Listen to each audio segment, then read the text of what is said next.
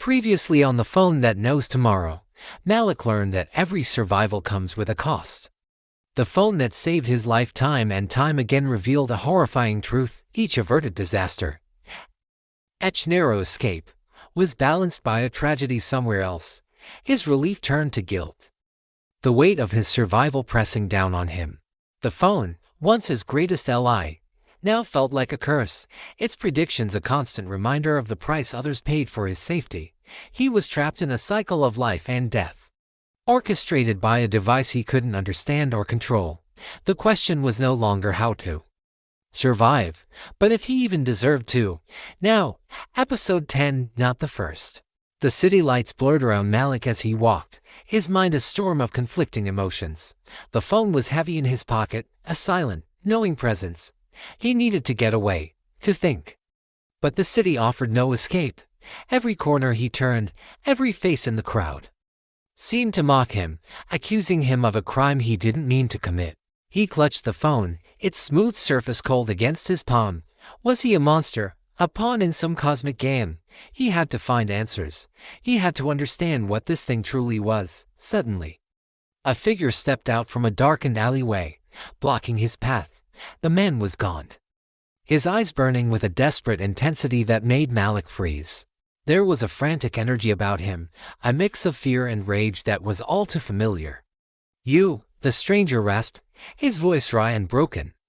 He pointed a trembling finger at Malik's pocket. "You have it, don't you? That phone."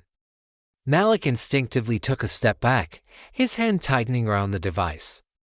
How could this man know? I don't know what you're talking about." The stranger let out a hollow, humorless laugh. "Don't lie to me. I can see it in your eyes.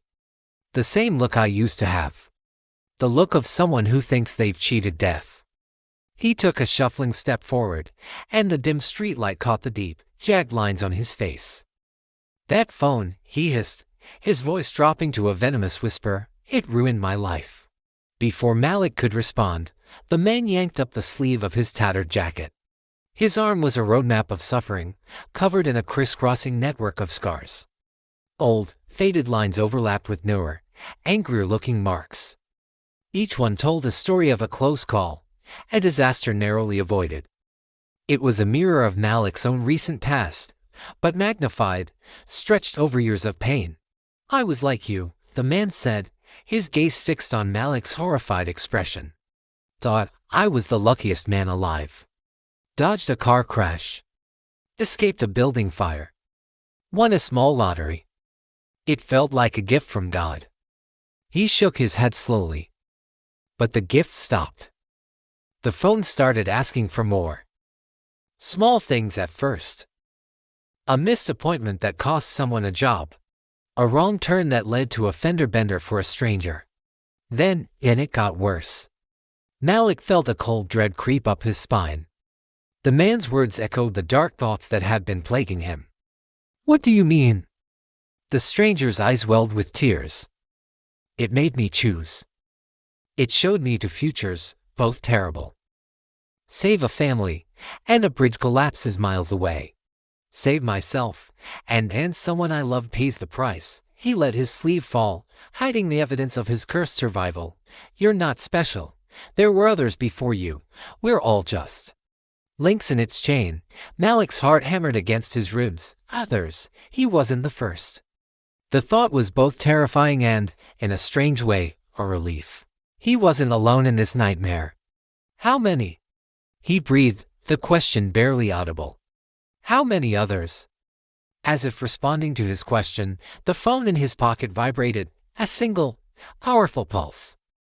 Malik pulled it out, his hands shaking. The screen, which had been dark, flickered to life on its own. The familiar interface was gone, replaced by simple, stark white text against a black background. It was a list. A list of names he didn't recognize. But that wasn't what made his blood run cold. At the top of the screen, in bold letters, were the words, "Previous owners, 7. Below that, another line appeared, blinking slowly, as if typing itself out in real time, "Current owner, 8. And beneath it all, a final, chilling sentence materialized, The phone's ultimate, taunting promise. Tomorrow already knows.